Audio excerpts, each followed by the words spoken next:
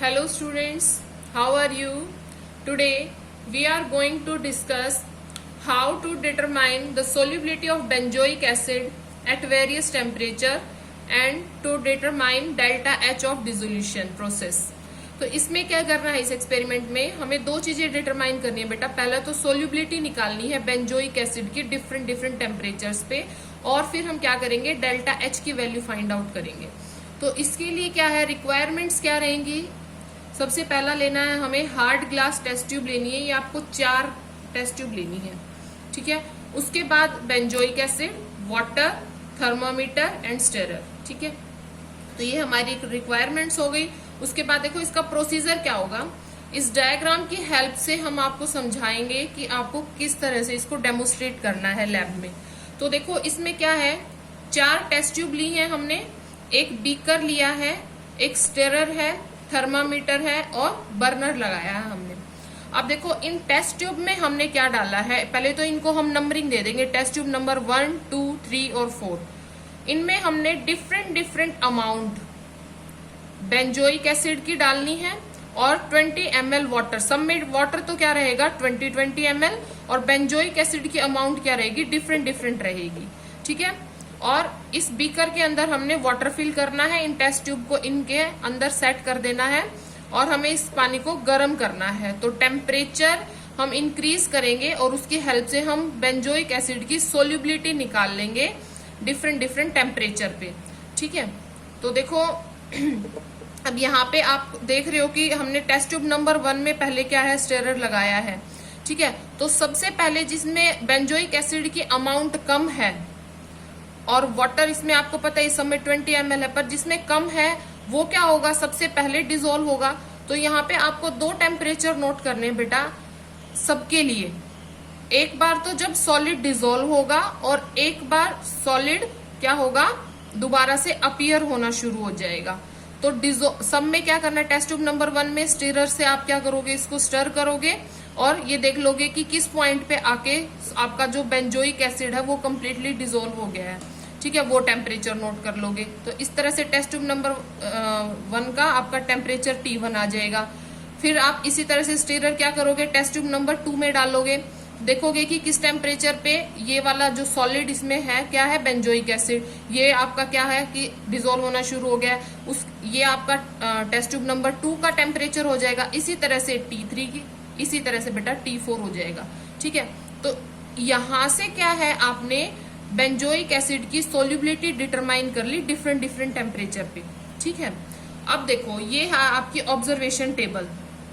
Observation table में आप देख रहे हो मैंने क्या लिखा है यहाँ पे, टेस्ट ट्यूब। तो टेस्ट ट्यूब नंबर 1, 2, 3, 4। अब देखो amount of acid taken, amount of acid आपने कितना कितना लिया है, टेस्ट ट्यूब नंबर 1 में 0.1, टेस्ट ट्यूब नंबर 2 में 0.15, टेस्ट ट्यूब नंबर 3 में 0.2 और 4 में 0.3। तो यहाँ पे हम सोल्यूबिलिटी निकाल सकते हैं। अब यहाँ पे हम सोल्यूबिलिटी निकाल सकते हैं सॉल्वेंट के अंदर इन एसिड्स की। तो सॉल्वेंट तो यहाँ पे वाटर है, मोल पर लीटर के अकॉर्डिंग निकाले तो 0.1, 122 क्या है यहाँ पे, जो बेंजोइक एसिड है उसका मोलिकुलर वेट है, ठीक है। और ये 1 लीटर के लिए तो 1000 डिवाइडेड बाई 20। तो सबके केसेस में यही लगेगा फॉर्मूला और यहाँ पे वैल्यूज आनी शुरू हो जाएंगी आपकी, ये S1, S2, S3 और आपका S4।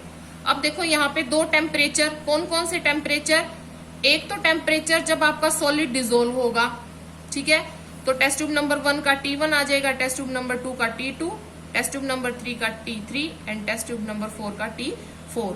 और दूसरा क्या होगा, जब आपका सॉलिड अपीयर होगा तो ये टेम्परेचर आ जाएगा T1 डैश, ये आ जाएगा T2 डैश, ये आ जाएगा T3 डैश और ये आ जाएगा T4 डैश, ठीक है। जब आप सॉलिड को डिसॉल्व कर रहे हो जब तो आपको बर्नर को ऑन रखना है बेटा, पर जब आपका सॉलिड अपीयर होना शुरू होगा, जब आप इसको बर्नर को हटा दोगे यहाँ से, तो यहाँ से आप मीन टेम्परेचर ऑफ डिसोल्यूशन निकाल सकते हो क्या, इन चारों टेस्ट ट्यूब्स का। तो ये T1, T2, T3 और T4, 4 तो हमारे पास टेम्परेचर आ गए और 4 ही हमारे पास क्या आ गई, सोल्यूबिलिटी आ गई इन टेस्ट ट्यूब्स की।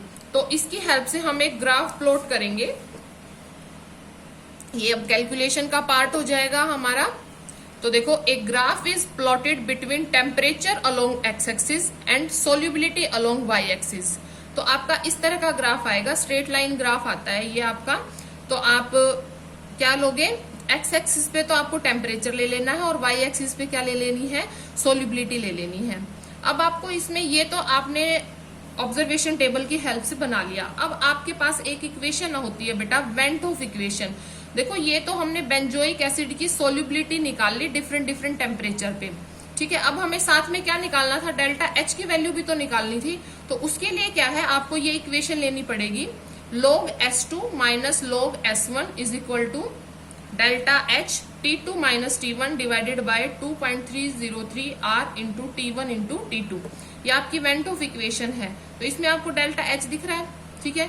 यहाँ पे S2 और S1 क्या है, किसी भी इस ग्राफ की हेल्प से आपको क्या करना है, किन्हीं दो पॉइंट्स पे, मान लो S1 सोल्यूबिलिटी है इस पॉइंट पे, तो इस पॉइंट पे हम इसकी हेल्प से क्या कर सकते हैं, टेम्परेचर डिटरमाइन कर सकते हैं। तो देखो, S1 solubility of benzoic acid at temperature T1, तो ये आपकी यहाँ पे वैल्यू आ जाएगी, देख लोगे आप ग्राफ की हेल्प से, ठीक है। इसी तरह से S2 सोल्यूबिलिटी निकाले बेंजोइक एसिड की एट टेम्परेचर T2, तो ये वैल्यू आ जाएगी, ठीक है। ये मोल पर लीटर में आएगी वैल्यू, ठीक है।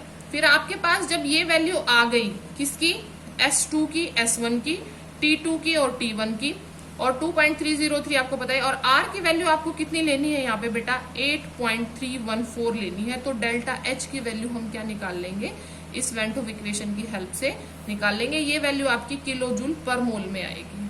ओके, आई होप आपको समझ में आ गया होगा। कोई प्रॉब्लम है तो आप मुझसे डिस्कस कर लेना। Okay, thank you.